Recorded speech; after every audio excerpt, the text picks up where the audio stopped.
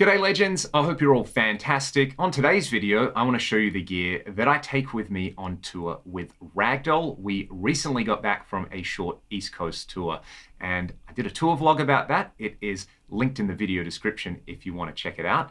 On that video, I did get some questions from people asking me what sort of gear I take with me and why. So let's do it.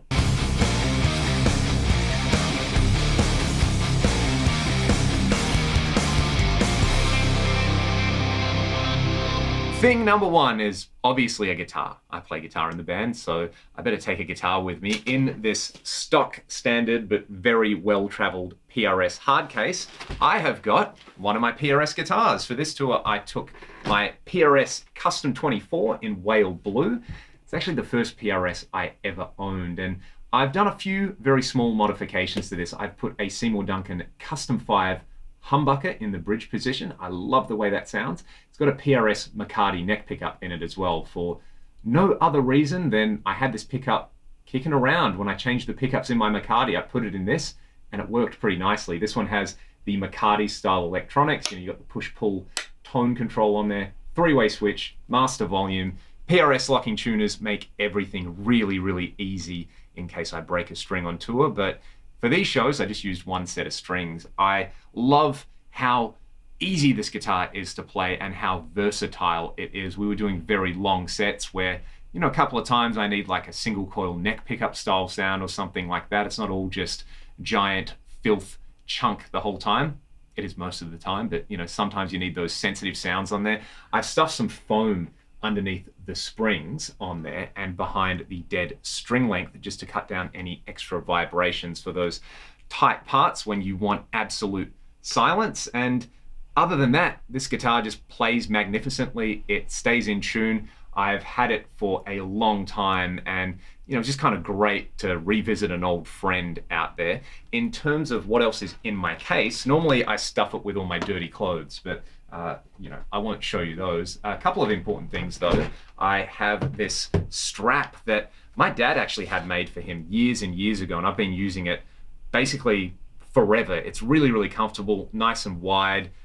Pretty sure it's handmade. He had it handmade out of leather, and that one is, again, just very reliable. I know what I'm in for with that strap. And then for strings, actually something new I've been using, these DDT strings, 11 to 54, a little bit heavier than I use. I find them incredibly stable. They feel really, really good in drop C, which is the tuning that we play in. And yeah, basically they work. I like things that work when it comes to the guitar. So that's the guitar aspect of it.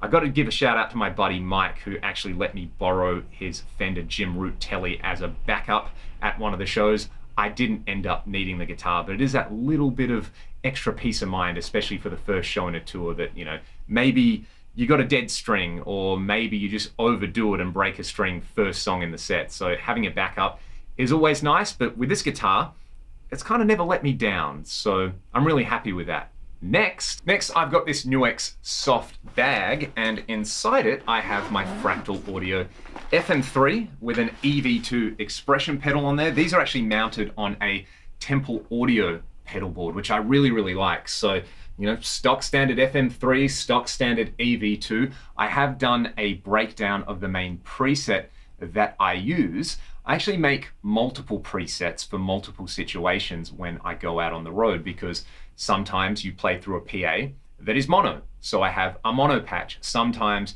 you play in a room that is really, really lively with a lovely natural reverb. In that case, I have a patch where I don't have any reverb. Sometimes you're in a really dead room, so I have a patch with reverb. And then sometimes you actually get to play in stereo like we did in Melbourne, so I had a version of the patch with stereo pitch detune on there, which sounded pretty immense live. I'll give you a little clip. It's just camera audio, but kind of goes to show that, yeah, a little modeler through a good PA is still going to sound pretty amazing.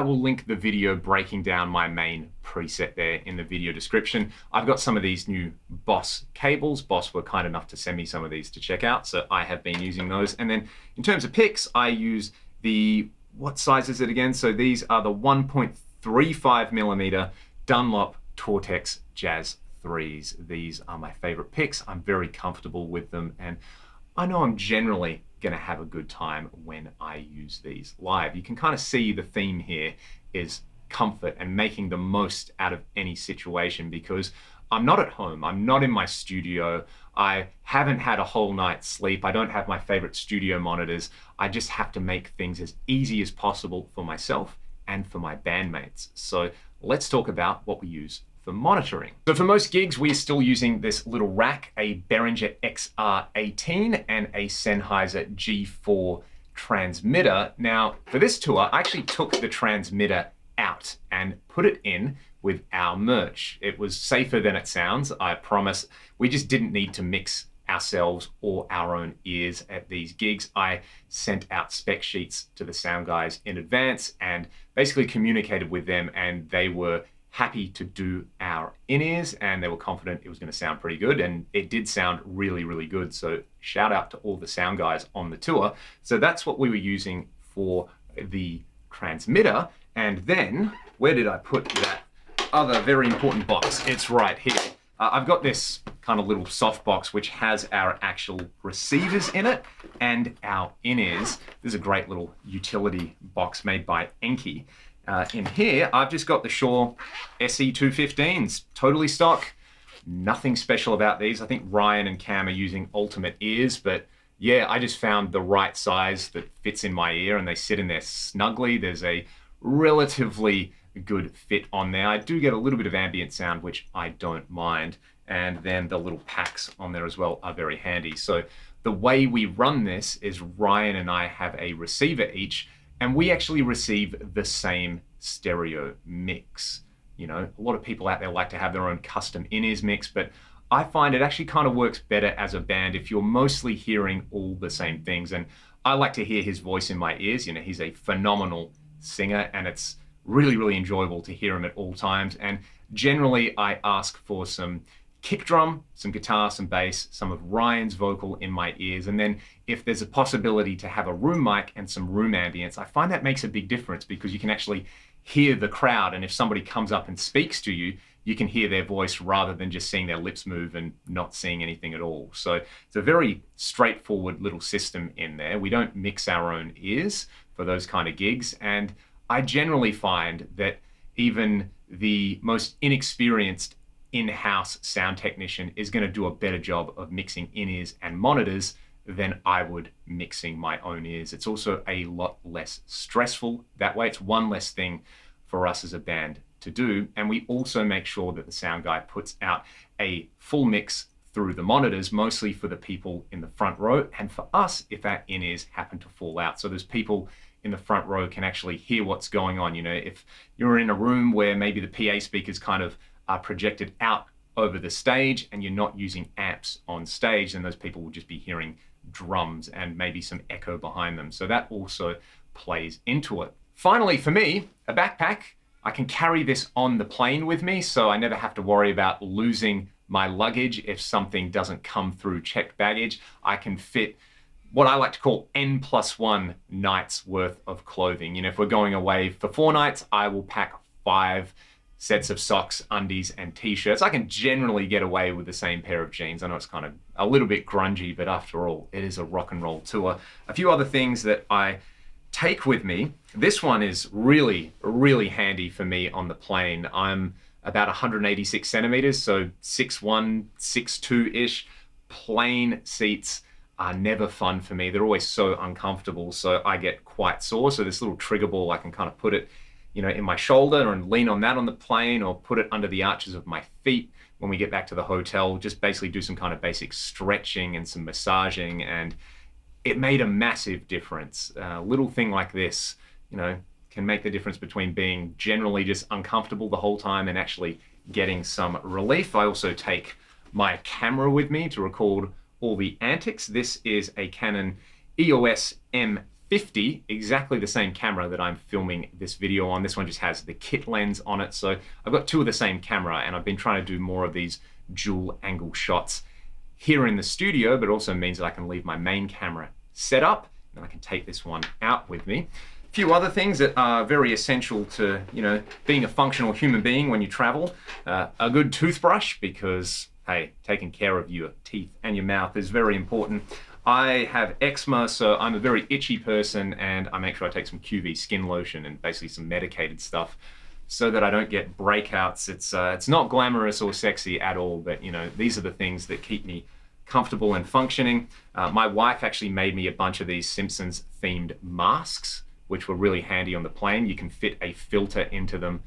Really, really nice to be comfortable in that kind of situation. Here in Australia, you still have to wear masks on planes. I was really lucky to travel, and I guess we did all the right things. None of us got sick, which was nice. I also have a nail file in here. This one I actually got from Japan, and it is made of glass. It's really, really beautiful. Just there to make sure that I can keep my nails trim and smooth. Again, I'm a very itchy person, so if I get itchy in my sleep and I got sharp nails, I will kind of severely injure myself. It's not really very fun at all. Other than that, there's a few other things which I've got kicking around here from my guitar case. Bit of GHS fast fret is very handy if your strings get a little bit crusty but you don't have time to change them. I love this stuff, Dr. Duck's Axe Wax and String Lube. I use it to condition my fretboard when I change strings. I use it to clean my strings, and of course, just whatever generic guitar polish I've got kicking around. This one is a Martin & Co. polish, so that all goes in the guitar case. And then, of course, my smartphone. I've had this phone for a few years now. This is a Google Pixel 3a.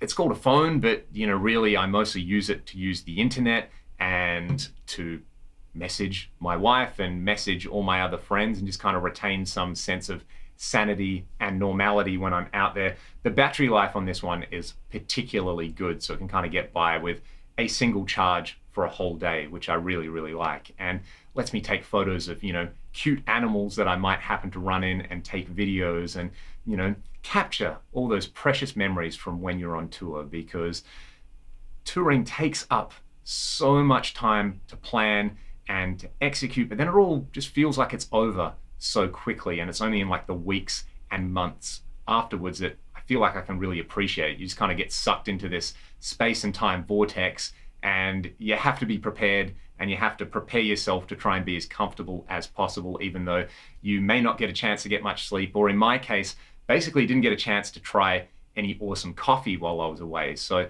I went to pack my AeroPress, and I thought, nah, you're going to Melbourne and Sydney and Noosa, they're going to have awesome coffee. And based on the flying times and just what we didn't get a chance to actually stop and have any. So that was an extra little layer on top of there. So I think next time I will take my AeroPress with me. I know a lot of people out there do the same. So if you like to travel with an AeroPress, let me know in the comment section below. Let me know your favorite recipe and how you like to do it.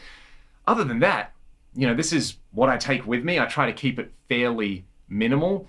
It's a beautiful time to be doing it where I don't have to take out a whole rack of effects with me and pay all those oversized baggage fees. I can take an FM3, I can take my guitar, check the guitar, carry the FM3 with me. I've got all my clothes in a backpack. We've got a merch container that we kind of put all our band stuff in, and it makes it really easy to be consistent from show to show and just make the most of our opportunities out there on the road.